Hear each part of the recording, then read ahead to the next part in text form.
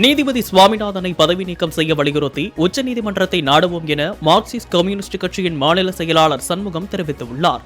திருப்பரங்குன்ற விவகாரத்தில் மாநில சுயாட்சி உரிமைக்கு பாதிப்பை ஏற்படுத்தும் வகையில் தீர்ப்பு வழங்கிய சுவாமிநாதனை கண்டித்து சென்னை உயர்நீதிமன்றம் அருகே மார்க்சிஸ்ட் கம்யூனிஸ்ட் கட்சி சார்பில் ஆர்ப்பாட்டம் நடைபெற்றது.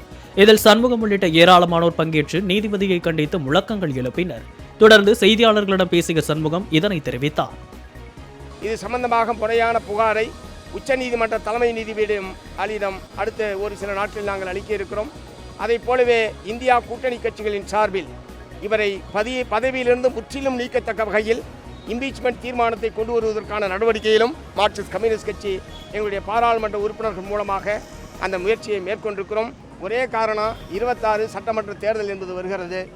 இந்த தேர்தலில் தமிழ்நாட்டில் எப்படியாவது பிஜேபி கூடுதலான எண்ணிக்கையில் வெற்றி பெற வேண்டும், அதிமுகவை பயன்படுத்தி எப்படியாவது ஆட்சி அதிகாரத்தை கைப்பற்ற முடியுமா என்கிற அரசியல் நோக்கம் தவிர அதிலே முருகபக்தி என்பது கடுகளவும் கிடையாது.